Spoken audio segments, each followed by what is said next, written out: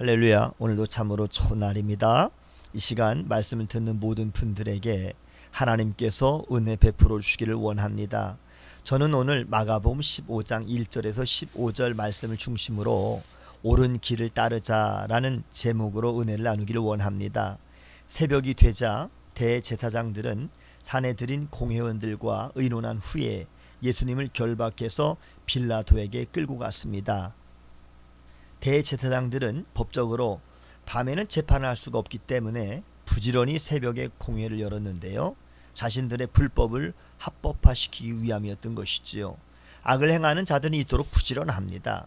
성도의 부지런함이 이들보다 못해서는 결코 안 되겠습니다. 당시에 유대인들은 로마의 식민 치하에 있었기 때문에 사형을 언도할 수 있는 권한이 전혀 없었고요.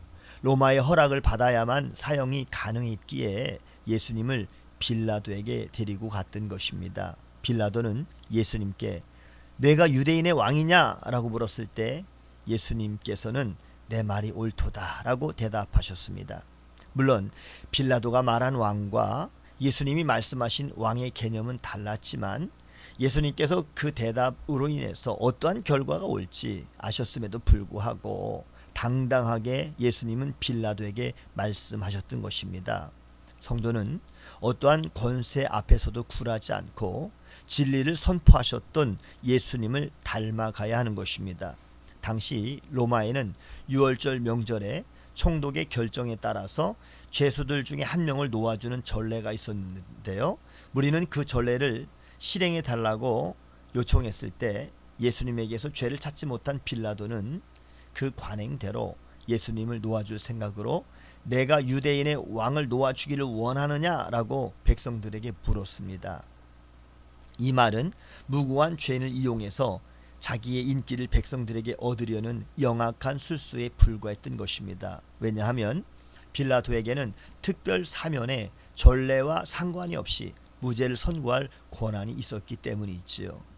정치적인 입지를 위해서 진리를 거스리는 자는 그에 합당한 대가를 반드시 치를 것입니다. 빌라도는 무리가 예수님을 놓아달라고 외칠 것이라고 예상을 했을 것입니다. 그러나 대제사장들의 충동질로 인해서 무리는 예수님이 아니라 도리어 바라바를 살려달라고 외쳤습니다. 이때 당황한 빌라도는 자신이 결정할 사안을 군중들에게 묻습니다.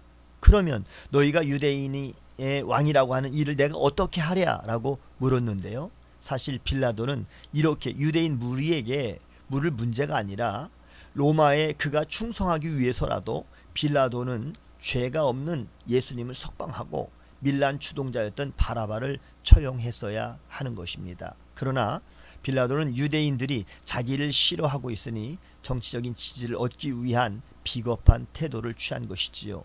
성도는 하나님의 영광을 위해서 사는 존재이지 사람의 비율을 맞추거나 사람의 만족을 위해 살지 않습니다. 종교 지도자들의 선동에 넘어간 무리는 아무런 죄도 없으신 예수님을 십자가에 못 박으라고 소리쳤습니다. 오늘날 교회가 마치 산에 들인 공회원들과 같이 자신들의 그릇된 신념과 공적인 지위 그리고 권한을 유지하기 위해서 무리를 선동해서는 안 되는 것입니다. 결국 빌라도는 예수님을 채찍질하고 십자가에 못 박도록 넘겨줍니다. 예수님은 구원을 이루시고자 고난의 길로 묵묵히 나가셨습니다. 무리에게 인기를 얻으려고 공의를 저버린 빌라도의 모습과는 전혀 차원이 다른 모습인데요. 빌라도는 잠깐 정치적인 인기를 누렸을지 모르지만 옳은 길로 나아가신 예수님은 영원한 영광을 얻으셨습니다. 성도는 하나님의 영광을 위해서 십자가를 지고 가신 예수님의 길을 따라가야 합니다. 찬송가 449장에 예수 따라가며 복음 순종하면 우리 행할 길 환하겠네. 주를 의지하며 순종하는 자를 주가 늘 함께 하시리라. 의지하고 순종하는 길은 예수 안에 즐겁고 복된 길이로다. 오늘도 예수님께서 걸어가신 귀한 길을 따라가는 사랑하는 귀한 성도님들 모두가 되시기를 주님의 이름으로 축복합니다. 샬롬.